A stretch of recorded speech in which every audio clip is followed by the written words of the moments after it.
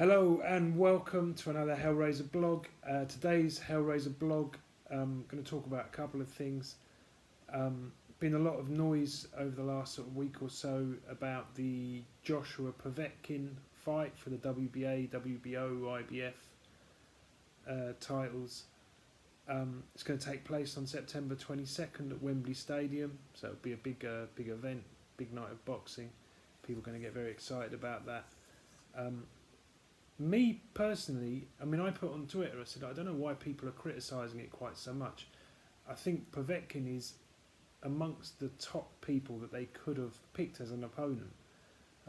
Heavyweight division isn't the worst that it's been for years, but beyond the sort of top 3 or 4, there's quite a gap, in my opinion.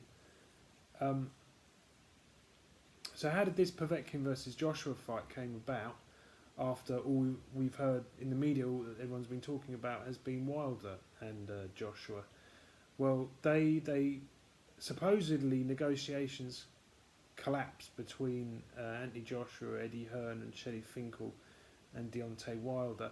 Then they've collapsed the right word, maybe they just were inconclusive, they didn't get a deal done, and so it's a no deal and no fight. I say like supposedly collapsed because cynics out there would say, well, they wouldn't want to make the fight right now. It doesn't make sense to make the fight right now because the guys haven't been marketed enough to get the most money out of the fight, to make the most pay-per-view sales. That maybe if it's built up over another sort of 18 months or a year, that it can do. So anyway, then the fight was ordered by the WBA, I believe, between Joshua and Povetkin. And for me, Joshua Povetkin actually is not a bad fight. I put on my Twitter account, Mickey_Helliet, on Twitter, that I thought actually it's not such a bad fight. I think it's probably a better fight than people give it credit for. It's possibly a better fight between Joshua and Povetkin. I mean, if you saw my blog that I did before Joshua against Takam, I go into the history that of Joshua struggling with short counterpunchers who close down range very quickly, come inside and stay, and have got the ability to move their head and stay inside once they're up close. And Povetkin fits that as well. I mean, Povetkin's a better fighter than Takam. And Takam didn't do badly. I mean, the stoppage with Takam was very questionable. And during the fight, Takam really caused a lot of problems that Joshua struggled, was quite inconclusive in how he dealt with them. So, like I say, I mean, I say that the negotiations collapsed. It wasn't so much that they collapsed, more that they were just inconclusive. They didn't get a deal done.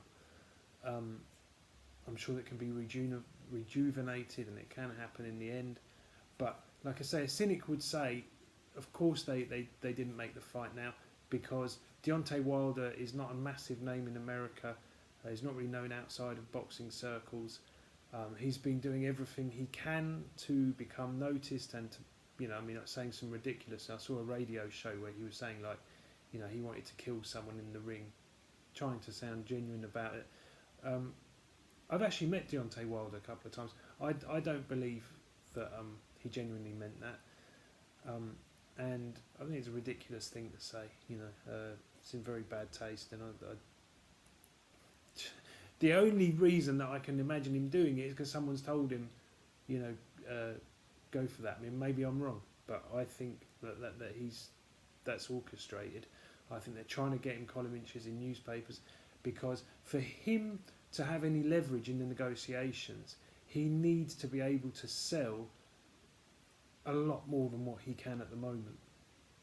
It's all very well appealing to the hardcore boxing fans, which I think he already does. Like he's an Olympic medalist, bronze medalist. He is a world champion, if not the undisputed world champion. He's a world champion, and he's unbeaten as a pro, as a heavyweight.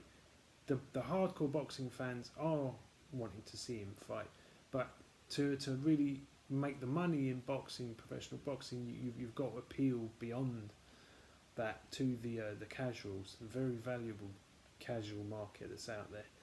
And to do that, it takes time and it needs to be built up. And a lot of people wouldn't have even known who Deontay Wilder was. Well, a lot of people still don't know who he is, but many people didn't know who he was at all. And now he's just sort of getting on the radar because there's talk of him fighting Joshua, and there's been mentioned a lot of press releases and people starting to take interest in who he is and can he be the one that will beat Joshua and this sort of thing.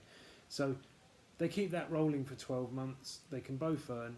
They can keep running. I mean, it would be a tragedy for either of them if they got beat in the meantime. And look, Povetkin is no pushover. Absolutely not. Anyone thinking, oh, you know, they're trying to con us.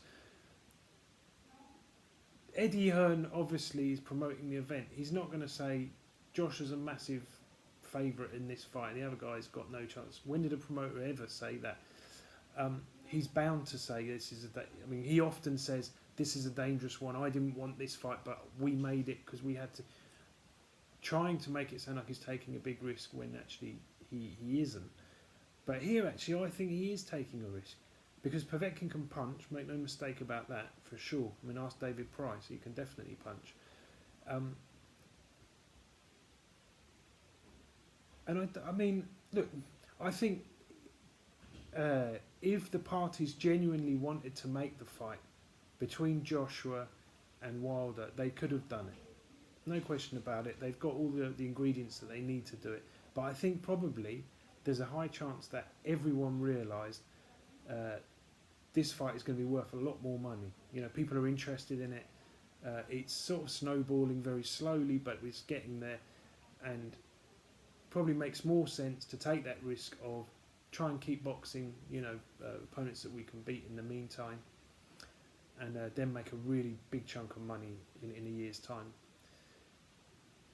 I don't think I mean, if there was one person that I would not choose for Joshua, it would be Povetkin. I mean, outside of Wilder. I mean, Wilder's a dangerous fight. I still favour Joshua to outbox him at this moment right now. But Povetkin has a lot of traits that I know Joshua struggles with. Can move his head. Look at Joshua against Takam, Joshua against Dillian White, in the amateurs, in the fight where he got stopped against the Southpaw. I can't remember what his name was. I think he's a Hungarian guy, something like East European. Really gave Joshua problems, and he made Joshua look very rigid and stiff, and not exactly one-dimensional. But he really caused him big problems with his movement. And Povetkin can do that. Povetkin's no spring chicken. He's coming up to 40 years old, so it's a fight that for him is probably, if not his last roll of the dice, one of his last rolls of the dice. And I think Povetkin will be aware of that. And because of that, I think you might see... I mean, against Klitschko, Povetkin against Klitschko was an absolute stinker of a fight. I hope to God that Joshua does not look at the Klitschko fight with Povetkin and think, that's the blueprint to beat him, because Klitschko holds intentionally throughout the fight.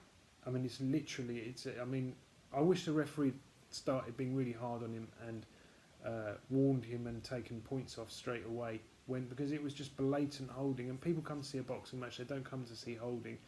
I can understand why he did it, I can understand tactically it made sense, but that's not what people want to see. And I think referees have a duty. This is an entertainment business as well as a sport, and we don't want to see holding. And I hope to God that Joshua doesn't go in there trying to hold.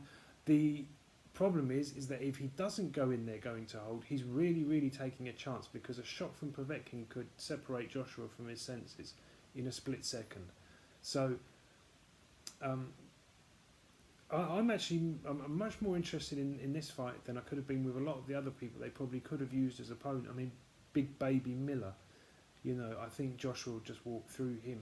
This isn't that. Povetkin's a live opponent. He is getting on. I'm not trying to dress it up either. He is getting on, but it's a fight that I think you know, a lot of hardcore boxing fans, they want to see it. Anyway, guys, give me your thoughts. Give us a like. Give us a subscribe. I always enjoy that. And take care, guys. See you then. Thanks for watching. Bye.